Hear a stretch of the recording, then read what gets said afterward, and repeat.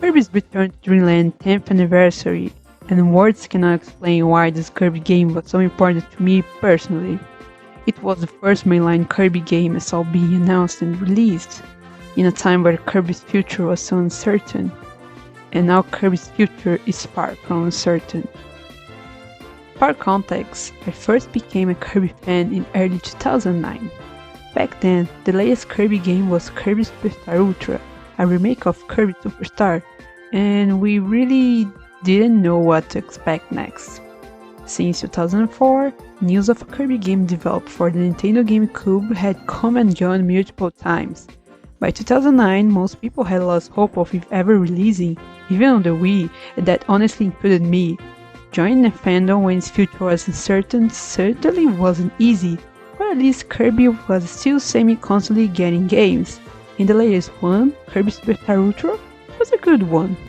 We had two spin-offs come after, in the form of Kirby's Epic Yarn and Kirby Mass Attack, but other fans and I wanted the main course. We wanted a new mainline Kirby game. It looked like it took forever. Thankfully, it happened. The mainline Kirby game was suddenly announced in January 2011 for the Wii.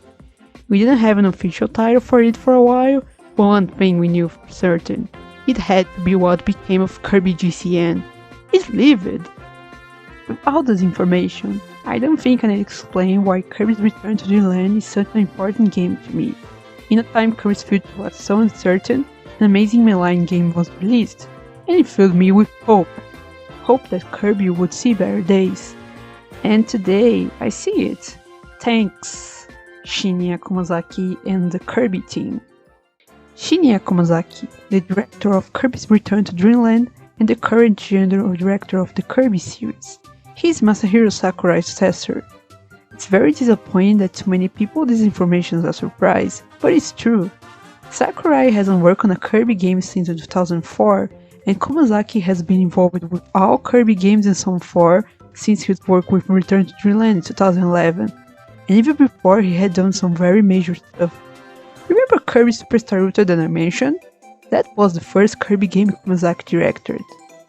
This video will tell you all of Komazaki's work with Kirby from the very beginning. After all that, I hope everyone who watches it comes to understand his impact in the series, and how he is as important, if not even more now, than Sakurai for the Kirby series. Without Komazaki, Kirby wouldn't be where it is today. To start off with a quick bio, Shinya Komazaki was born in 1979. He studied at the Kanazawa College of Art and the Soidobata Fine Arts Academy, so as you can tell he's an artist. In fact, he even has a personal site where he posts his art and let's just say they are interesting. And anyway, we can learn a lot more about Komazaki if we look at his career at whole. It is unclear when exactly he joined them.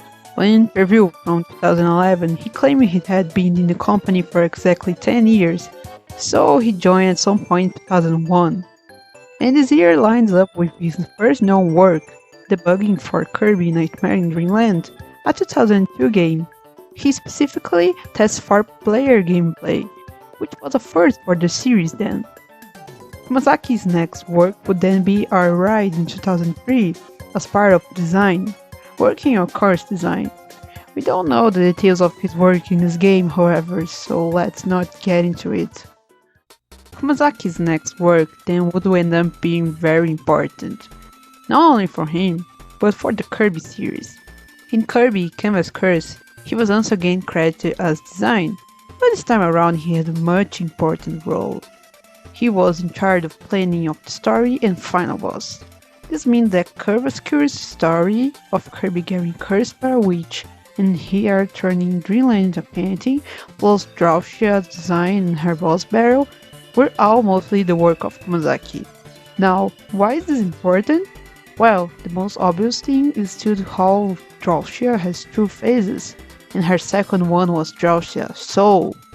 Those familiar with Kirby know that Soul bosses have become a staple of recent games, and all started in the spin-off, thanks to the guy who would later become the series director.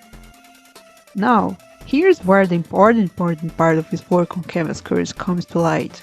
You see, that game was Kumazaki's first work in a leading role, and it looks like he had a good impression in the rest of house staff, because his role then switched to director, and he would then go on to be the director of Kirby Superstar Ultra, and that is a treasure position because it's a remake of a mainline Kirby game, and such an important one, Kirby Superstar. Now, you may be asking, why was Kumazaki the director? What about like Sakurai? Well, here's where I want to do a quick intermission and explain the story and the state of the main Kirby series back then, since this is mostly known by Kirby fans only. Sakurai is the most known director of the Kirby series. However, he really only directed 3 mainline Kirby games: Kirby's Dream Land in 1992, Kirby's Adventure in 1993, and Kirby Superstar in 1996. Meanwhile, other mainline Kirby games were directed by the quiet mysterious Shinichi Shimomura: Kirby's Dream Land 2 in 1995, Kirby's Dream Land 3 in 1997, and Kirby 64 The Crystal Shards in 2000. So, as you can see, even early on in its life, the Kirby series had mainline games directed by someone that wasn't Sakurai. And Sakurai would later only direct 2 other Kirby games: Kirby Nightmare Dream Land 2002 and Kirby Air Ride in 2003. He was a special advisor for Kirby the Amazing Mirror in 2004, and that was it. Ever since, he hasn't ever been really involved directly with a Kirby game. He left HAL in 2003 because he wanted to find new horizons.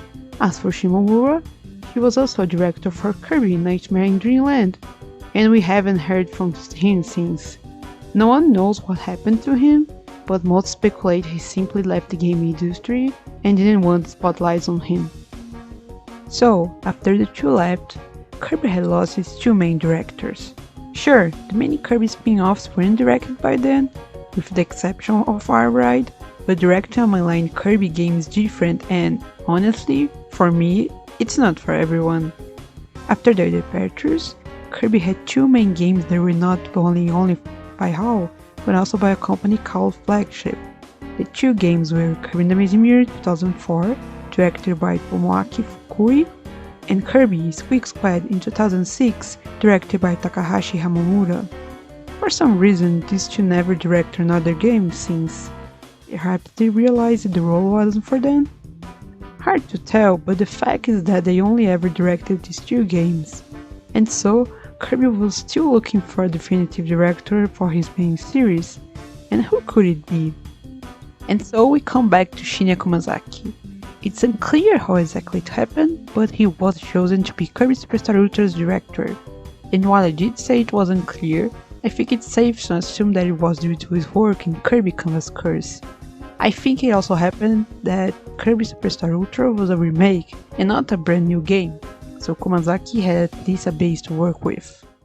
If Kirby Superstar Ultra did show anything regarding Kumazaki, it was how much he was already in touch with the series back then, and that he knew what he was doing. So much that, in fact, I now want to list every major addition Kirby Superstar Ultra had, because, oh boy, most of them impact the series as a whole. Much how Kirby Superstar created so many new standards for the series when it first released, so did its remake, Kirby Superstar Ultra. The first game Kirby Superstar Ultra added was Revenge of the King. At core, it's basically a harder version of Spring Breeze, and it's heavily based on Kirby's Dream Land Extra mode. Considering Kumazaki had vivid memories of him trying to beat that mode of the game with only 1 life, it makes sense that he wanted a mode like this for the remake. But this isn't the most interesting part of this game. At the last stage, titled The Revenge, 3 major things happen. First, King Dedede has dialogue. This may not look big, but this was the first Kirby game to give him speech directly. No, Kirby's Avalanche doesn't count, okay, it wasn't even released in Japan. While not many games after would follow suit, it was regardless interesting to see King Dedede talk in the game. Secondly, Banana Waddle Dee was first introduced. You see, in theory Banana Dee appeared in Superstar first, but there he was just a Megaton Punch opponent. And then you could only call him just a Waddle Dee with a banana. Revenge of the King, however, Bandana D was established as DDD's most trusted servant, and he, much like DDD, had dialogue. His character was born in this game. And finally, this game had masked DDD's debut, which would eventually become the staple of King Dedede's powered-up form. Then we got Meta Nightmare Ultra. This one's interesting because it's not exactly new. Kirby Nightmare in Dreamland had Meta Nightmare that worked very similar to this one. However, Meta Nightmare Ultra fleshed it out a bit more. For those unfamiliar, this mod is basically a speedrun mod of the whole game where you control Meta Knight. This concept of controlling a different character other than Kirby while speedrun through the whole game would reappear in later mainline games and become a staple of the series in a way. We'll get to that eventually. But that's not all Meta Nightmare Ultra brought in the series. It also brought in a very iconic character called Galacta Knight. He's a very complicated character, so to put it simply, he's implied to be important in the lore, and he has become the secret extra boss of games to come after. He's also often considered the hardest boss in the series overall, so there's that. Then we have Helper to Hero, which honestly didn't do much. It's basically the arena but in a set order, and you control helpers instead of Kirby. That's it. And last but not least, we have the True Arena. To put it simply, it's a combination of the game's various extra modes but a boss rush. Every new boss and the Kirby Superstar Ultra, even if they were simply an existing boss with a harder battle, such as Wispy Wood's Revenge, is challenged here. It is the ultimate last challenge of the game, and when this game was new, it was certainly one of the most challenging things Kirby had ever done before. But at the same time, wasn't impossible to beat. It's only 10 battles, and you could cheat it with an ability like Stone or Hammer. So yeah, it was basically a harder version of the arena, taking advantage of the new bosses of the new modes. But that's not all, it also had a new boss at the end. Well, new, but regardless, Mark Soul. Remember Drowshia Soul? Well, here's when a Soul boss finally appeared in a mainline Kirby game. And it also introduced the concept of having a surprising version of the game's final boss and the end of the true arena. And here you have it, everything Kirby Superstar Ultra added of new that shaped the future of the series. But, of course, Kirby Superstar Ultra was the baby steps. The next game that actually shaped what Kirby is today. That's right, Kirby's Return to Dreamland. Now, could make a whole video about the development of Return to Dreamland, so I'm not going to get much into details here, but I will still focus on how Mahao Kawasaki saved the project. For context, Hall started working on a console Kirby title just after the release of Crystal Shards in 2000. They announced a Game Boom title at 2004 and one show at E3 2005. After that, however, they went silent for a really long time. Only when Return to Dreamland released, it was revealed that there were 3 whole separate games they had worked on. One they had revealed before, that had helpers, a gameplay like Crystal Shards and graphics really similar to Kirby Air Ride.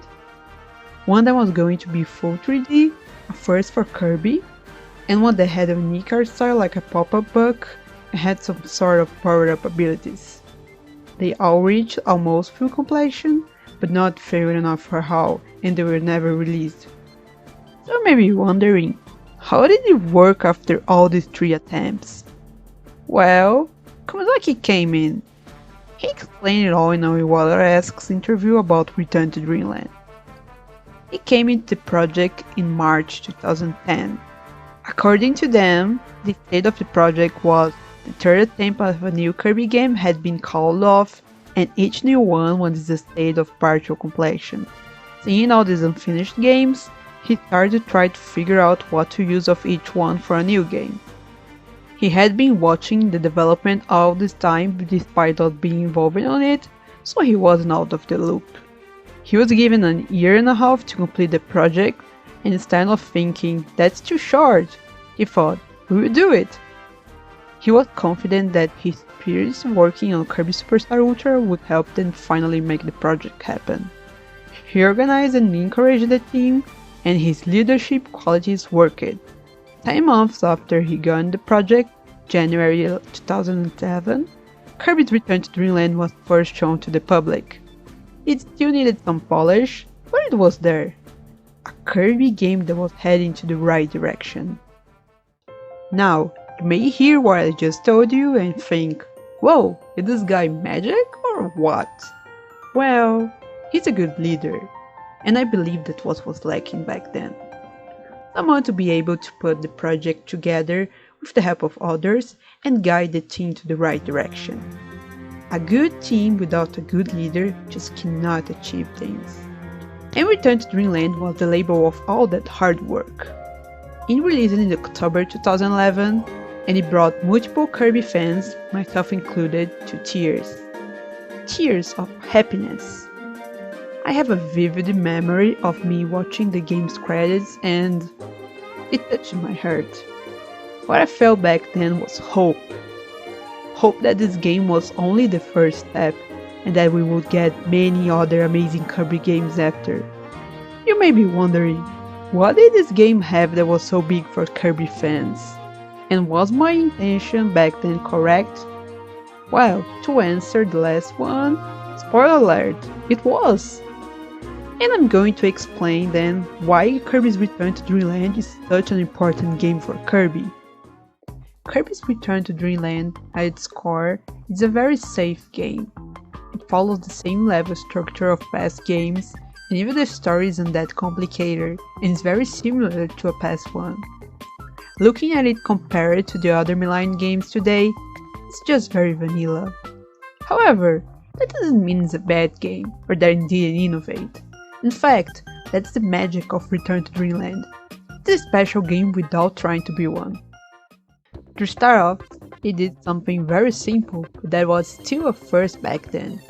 It gave a full moveset to all capabilities, a first for a game, even if you count Superstar in its remake, Ultra.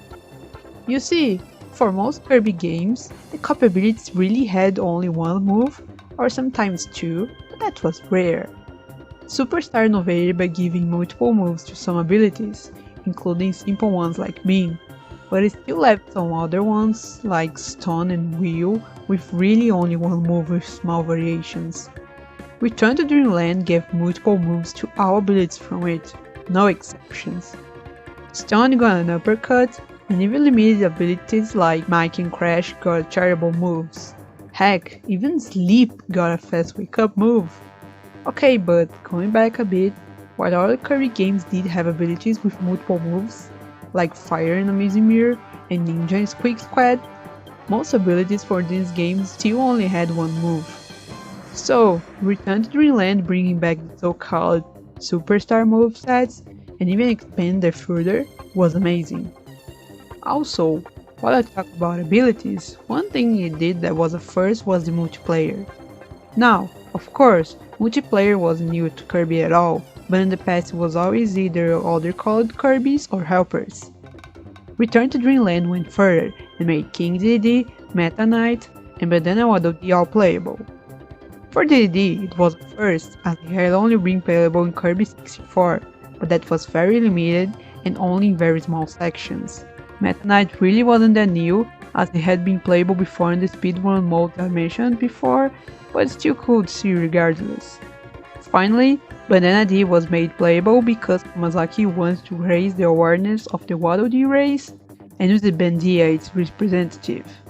And so, we have it, what fans sometimes call the Gang, the four main characters of Kirby playable together for the first time.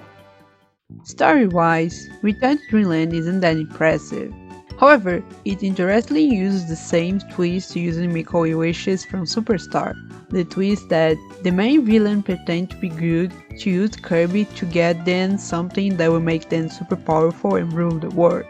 I, and many other fans, however, felt that it was the better version of the twist. For the first time since Superstar, a mainline game had dialogue, and the villain mocking you, and all the dialogue is only from a single character, Megolor.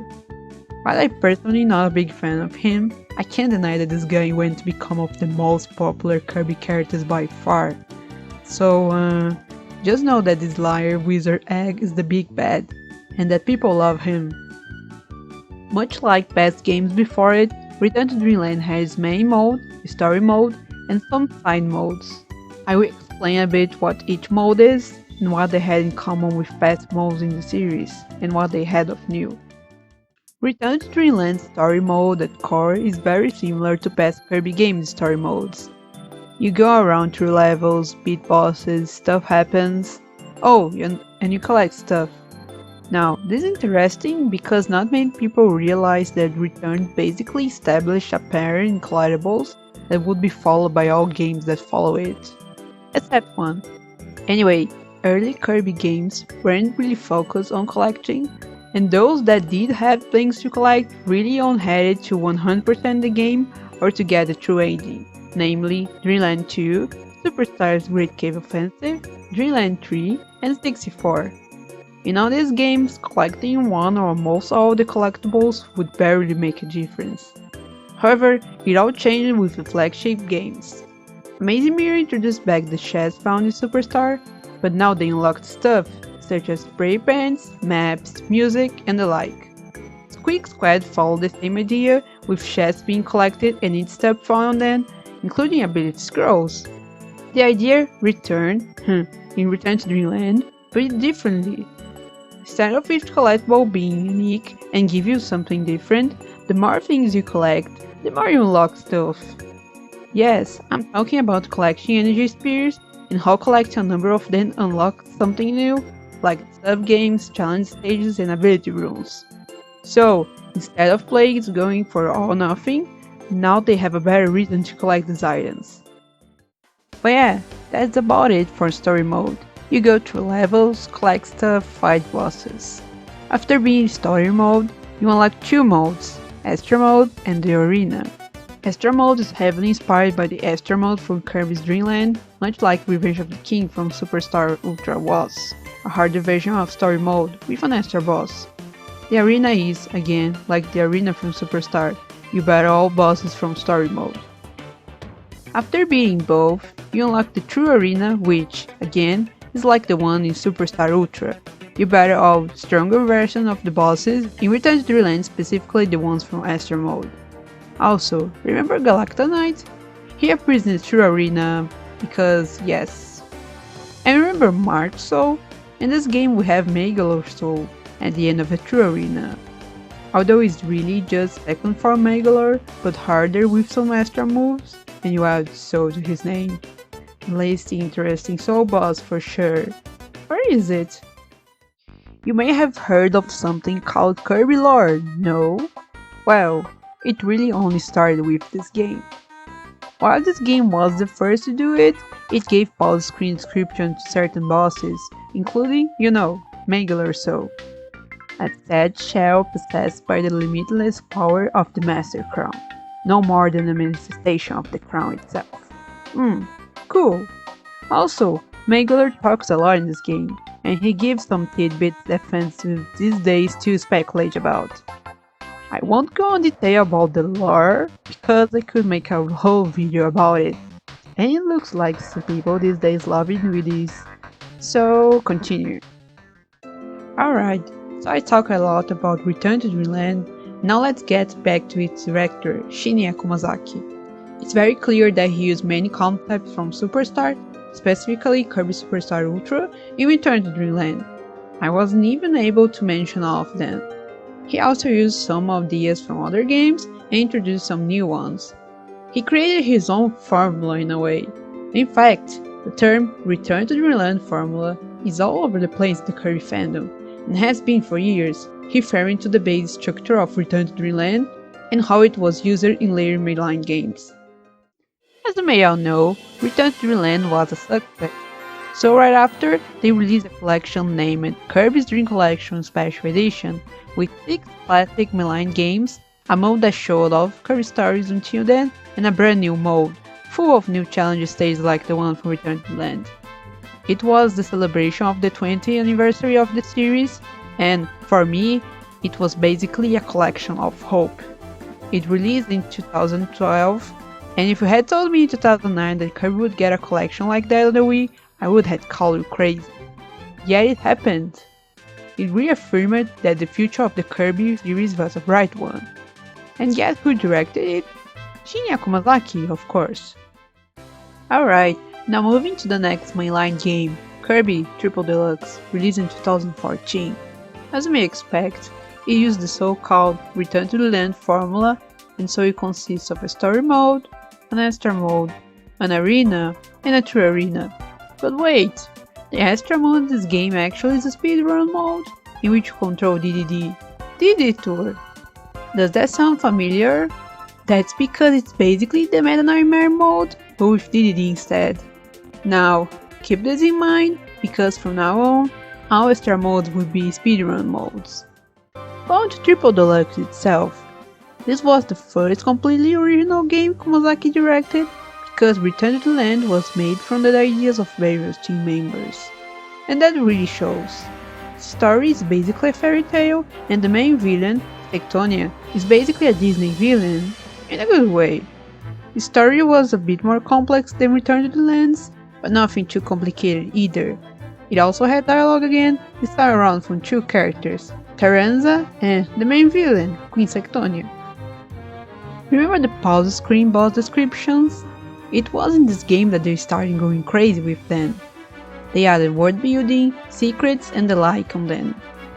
While praise screen descriptions have mixed reception among the fanbase, it is still regarded as a tool Kumazaki likes to use in his games, and it was in Triple Deluxe where he started using them a lot. Finally, Triple Deluxe introduced a new type of collectible, keychains. You have a bunch of common ones to collect, plus one rare one per level. They are seeing extra stuff you let them really like Kirby and or want 100%, but they are still nice to see. As per the main collectible in the game, like the energy spares in return, you have to collect Sunstone in this game, but this time around they unlock the boss level at the end of each world and extra stages. So you kinda need to collect most of them to finish the story mode, unlike you Return to the Land, and they don't unlock stuff like they did in the other game. I guess that was to balance out the introduction of keychains. Last but not least, the true arena yet again has Soul Bodies and Soul of Tectonia. This time around, however, she has a ton of new moves, so much that she feels a completely different boss than Tectonia's second form, unlike the case with Megalor and Megalor Soul in Return to the Land. So yeah, here's Triple Deluxe, also directed by Kumazaki. Another hard played game, even if it was that well received by some fans when it first released it. But these days, most fans praise it, as they should. It's a great game. Next mainline game, Planet Robobot, used the formula again, and in particular was very similar to Triple Deluxe. Story mode, speedrun extra mode, now with Meta Knight again, arena, true arena, stickers instead of keychains, cold cubs instead of sunstones. It also had lots of pause screen descriptions full of lore and world building, lots of dialogue starting from the boss from World 3, and a soul boss at the end of the true arena, much like the previous game. The structure of basically the whole game is the same as Triple Deluxe, except that this time we have robots instead of fairy tale stuff. Same as before, so naturally everyone hated it for getting repetitive, right? Well, no. It is considered by the fanbase in general as one of the best in the series and for many the best. It's my personal favorite Kirby game. So, how does that work? The formula reaches its peak. Now, some people may hear that and go, but I think peak was Triple Deluxe, or but I prefer Return to Dreamland, or even I love Kirby's Adventure, that was peak for me. Here I'm not talking about whether or not you consider a game better than the other. Here I'm talking about what Kumazaki had in plans for the series. As you may know, the mainline game that came after Robobot was Kirby Star Allies. The game was at first met with harsh criticism from lots of people, and to this day it still does. Why was it met with criticisms? Because it was different, in short. People wanted more of Robobot, Triple Deluxe, Return to Dreamland.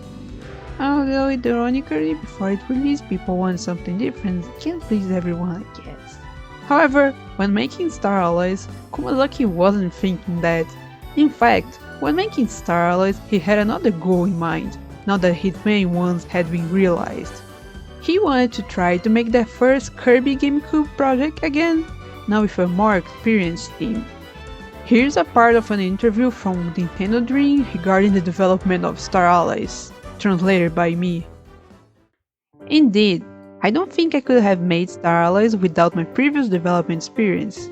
Actually, when we finished the development of Kirby's Return to Dreamland, we had finally completed a game that could be played by 4 people, but Komazaki told me, next, we'll make a game where you can play with helpers. After Return to Dreamland, I was ordered by the company to make 2 more games, both of which were for handheld devices, so they didn't become the next Kirby games. After making Triple Deluxe and Planet Robot, I had done almost everything I wanted to do with the classic Kirby games. The last thing we wanted to do was to have a helper system that would allow us to switch players freely. I also wanted to create an action game that could be played by one person or by part of people with CPUs on an HD console. So, we will finally achieve that with Star Allies? Yes! This is the end of the current 2D Kirby concept that I've been thinking about. I wanted to make a game where I could say, this is it! This is a product that fulfills a long-held desire. After finishing Robobot, Komazaki could have made another game with the same formula, just in another setting. The formula works if you know how to use it, and Komazaki knows how to use it. Yet, he chose not to. He chose to go back from where it all started and try again. Perhaps as a thank you? Who knows? But he had plans of doing that ever since he had finished Return to Dreamland. That we know for sure. Regardless, Star Allies more or less to use the same formula, but with lots of twists. Story mode has a completely new level structure, with multiple bosses appearing in the same level. The levels also vary in size, with one almost having 20 stages. Also, you don't have to unlock levels with collectibles like the Sunstones, instead it only has puzzle pieces that form celebratory pictures. You can unlock extra optional levels, but like how you did in games like Kirby's Adventure, finding big switches and pressing them. Extra mode Speedrun mode now became Guest Star, Star Let's Go, and lets you choose every playable character but Kirby, with the Dream Friends added in free updates having references to the level design of the games they are from. The Arena and the True Arena were merged in a boss rush mode that lets you pick the difficulty, the ultimate choice. You still need to beat what will be the Arena here to unlock what will be the True Arena too. As you may expect, at the end of the equivalent of its True Arena, Soul Melter, you battle a Soul version of the final boss.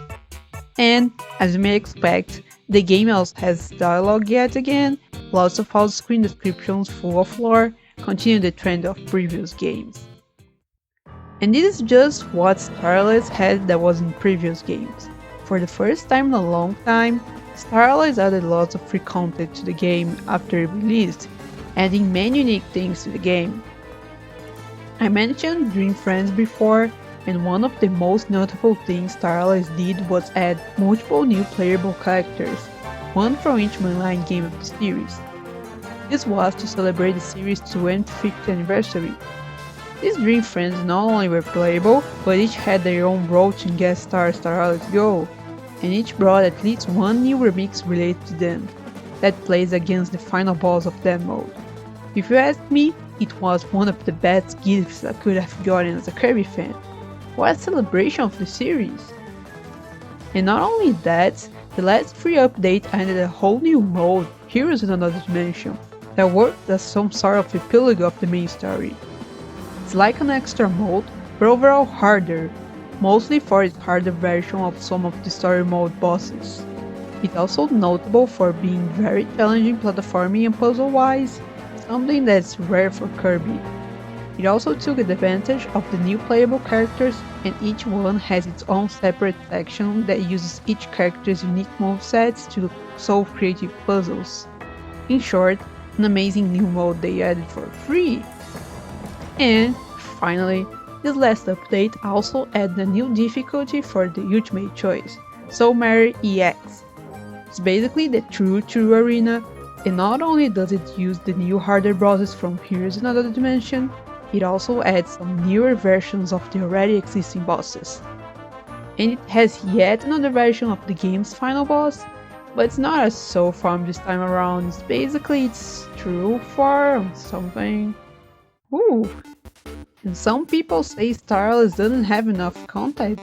But yeah, Star Allies basically got the Return to Dreamland formula and repainted it with its own colors, with a flavor of wouldn't it be cool if we could realize the idea of the helper system from the first failed attempt of the Kirby DCN game?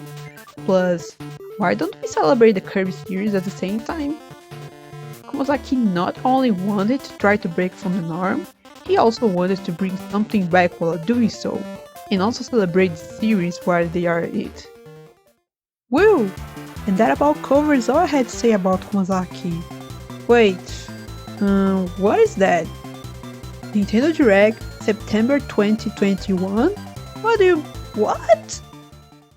Okay, so as I was editing this video, with all the script finished and audio recorded, I decided to announce a new mainline Kirby game, Kirby and the Forgotten Land, and I literally screamed when they revealed it. Seriously, look at that! Yeah, finally a 3D platforming mainline Kirby game, baby! And it happened. Oh my god. Since it's too early at this point to tell most things about this game, I will not extend this video further to talk a lot about it, but I do want to mention that, as expected by many fans, myself included, this next Kirby game is the long-awaited jump into 3D. And honestly, I think it only really happened thanks to the whole journey I just outlined in this video. And Komozaki did win when he said, "This is the end of the current 2D Kirby concept that I've been thinking about." Because now he went into 3D.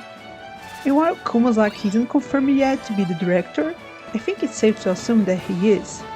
He is the general director of the Kirby series after all, and who better than him to oversee Kirby's jump into 3D? I'm very excited to see the new era of Kirby.